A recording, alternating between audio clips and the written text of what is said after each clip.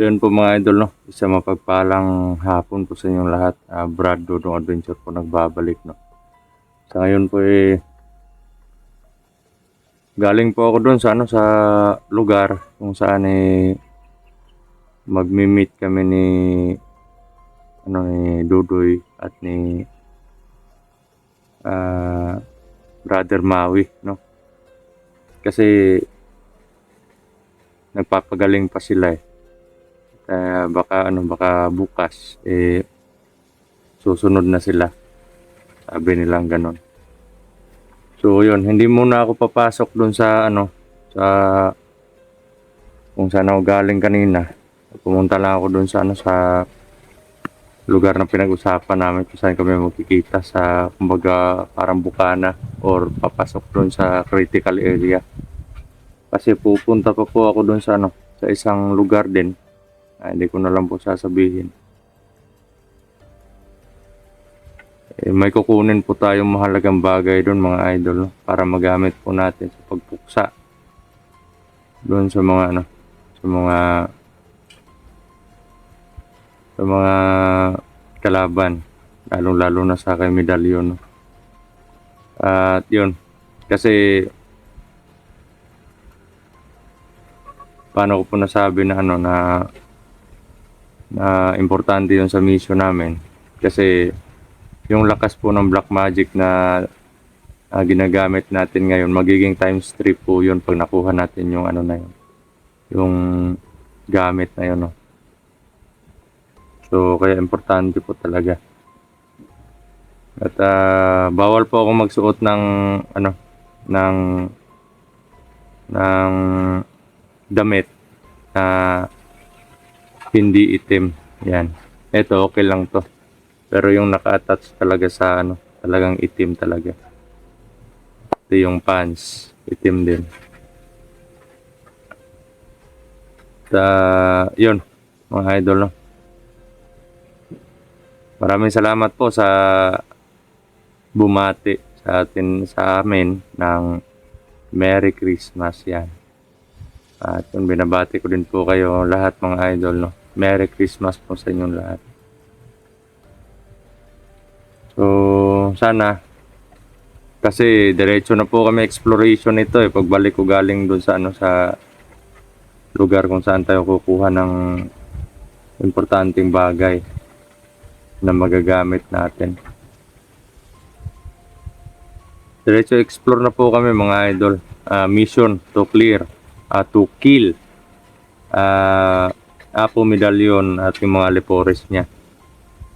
Habang kahit sinong masasama, basta maabutan namin doon sa lugar na yon. Kasi eto nga yung mangyari, parang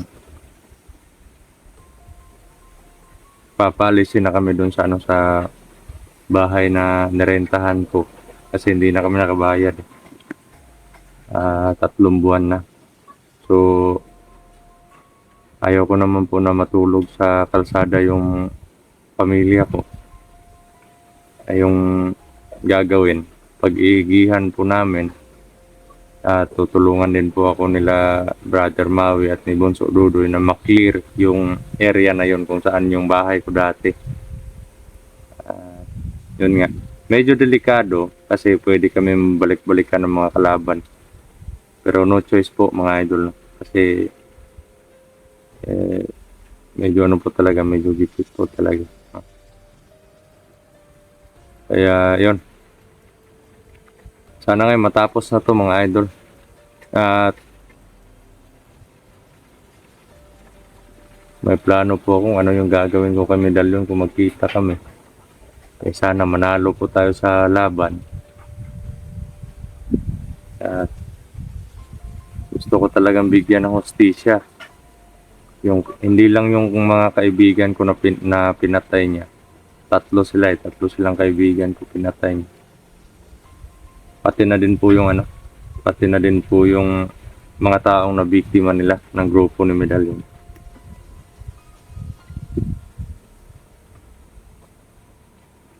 Kasi hindi ako makatulog mga idol. Di ako makatulog sa galit na nararamdaman ko. Kalmado lang po talaga ako manalita. Pero isip tsaka damdamin ko po ako. Hindi po ako nakakalimot sa galit, mga idol.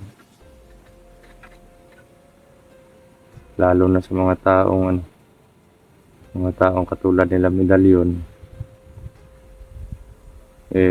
Hindi ko wala talagang kapatawaran yung mga ginagawa nila. Kasalanan mang kumitil ng buhay, masama man, mabuti man o masama, ito lang yung tanging may tutulong ko, mga idol. Alay yung buhay para tumigil na yung kasamaan nila.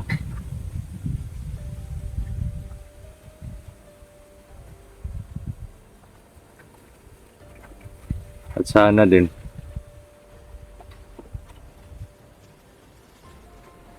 na makuha ko yung bagay na kailangan ko, mga idol.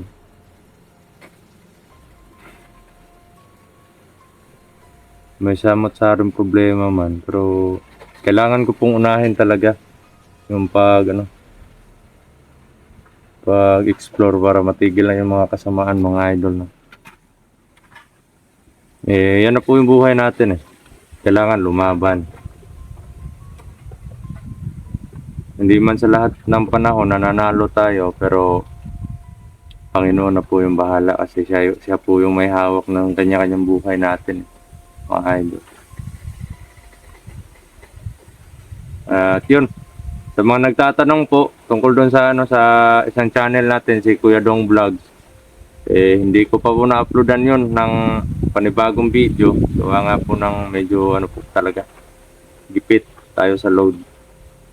Pero okay lang, mga idol. At least na makakaraos din pagdating ng panahon. Importante po andyan po kayo, sumusubaybay sa mga bawat lakad, bawat kaganapan ng buhay namin, lalong-lalo na pag nasa exploration kami, mga idol. Kaya buo po yung tiwala ko. Hindi man 100% yung kumpiyansa ko, pero buo yung tiwala ko sa Panginoon, mga idol. Ngayon po, dito po tayo sa sagingan. Yan, kikita nyo po, mga idol. Sagingan po yan. Ano po ito may mga nagtatrabaho dito. Medyo malayo lang po to sa yung parang parang may malapit na bayan dito. At medyo malayo na sa bundok. Kaya malayang yung mga sibilyan dito. Mga nagtatrabaho.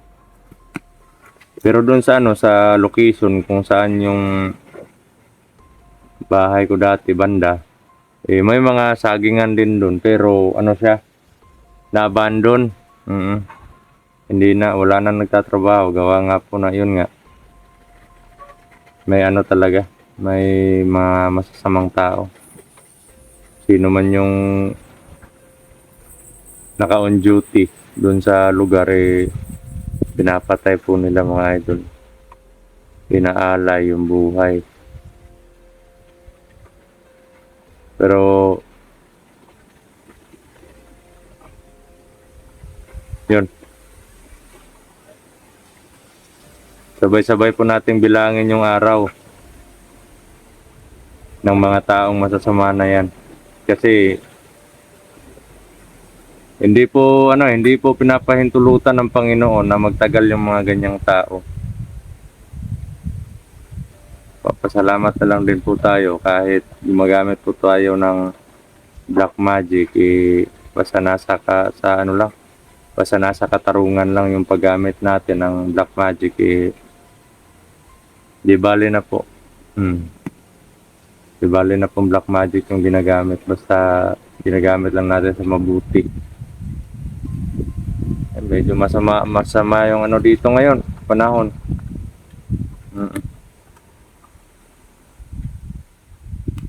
Sa humahangin, umiinit, tapos umuulan na naman yan.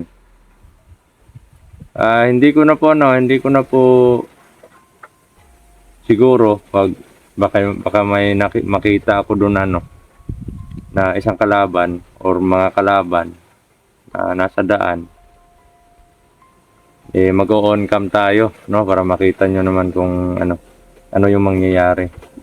Pero kung wala akong maramdaman na kalaban, dire-diretso po yung lakad ko mga idol, no. At hindi na po ako magbibideo kung saan ako papunta, baka malaman pa ng mga kalaban. Nakasubaybay kasi. At para madali lang din ako makabalik dun sa sa pinag-usapan namin lugar kung saan kami magkikita. Kung sila man yung makauna doon na makarating, kailangan nila akong hintayin. At kung ako naman yung unang makarating doon, hihintayin ko sila mga idol. Para sabay-sabay na kami pumasok doon sa lugar kung saan yung critical area. Yun.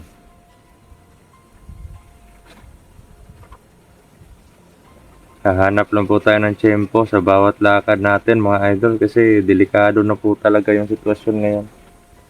Hindi na po mga tao yung mga kalaban natin dito. Mga demonyo na. Kaya kailangan po talaga doble ingat mga idol. At yun. May grab shoutout po sa inyong lahat mga idol, no. Huwag niyo pong pababayaan yung mga sarili ninyo. At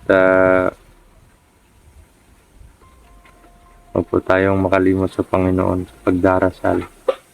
Minsan kasi dahil sa busy, pagod ang katawan, hindi naman natin itatanggi na dahil siguro sa puyat, sa pagod sa katawan, nakakalimutan natin minsan. Minsan lang naman, hindi palagi. Nakakalimutan natin magdasal bago matulog dahil sa pagod, gano'n. Pero handa namang tumanggap ng kapatawaran yung Panginoon. Handang-handang magbigay ng kapatawaran yung Panginoon. Basta't manalig lang tayo sa Kanya, tsaka humingi ng patawad at tanggapin yung mga kasalanan sa buhay na nagawa natin.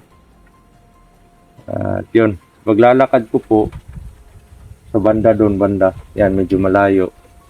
Makakadaan po tayo ng medyo gubat, may parang magkapareho lang doon sa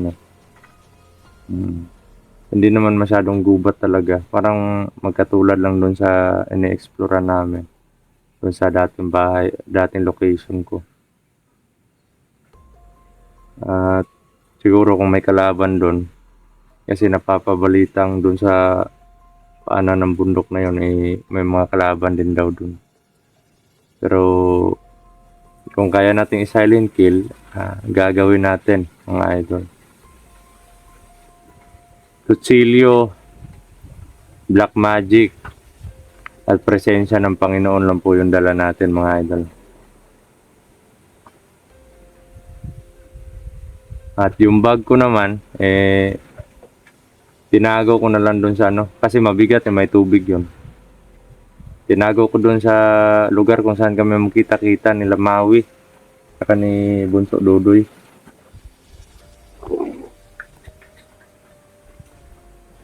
At yun, update naman sa sugat natin. Medyo na po siya. Okay na po siya mga idol.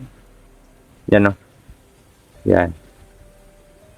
Yan po. Medyo okay na po siya. Lumiit na yung sugat niya kasi yun Pero yung, wala na talaga. Yan. Kahit anong gawin ko, yan. Ganyan na talaga siya. Yan Hindi na siya, di katulad dito, Yan Yan, kahit anong gawin ko. Masakit talaga siya, wala siyang lakas.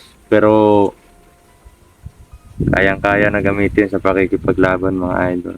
Dasal niyo po ako mga idol na sana ay magtagumpay po tayo at kami din na magkakasama sa mission na to, no, mga idol. Maraming salamat po sa inyo sa walang sawa na suporta, pagmamahal, pagdarasal ninyo especially mga idol. At yun, isang mapagpalang hapon po sa inyong lahat. Muli ito si Brad Dudong Adventure nagsasabing mahal na mahal ko po kayo lahat mga idol. No? Ingat po kayo at salot.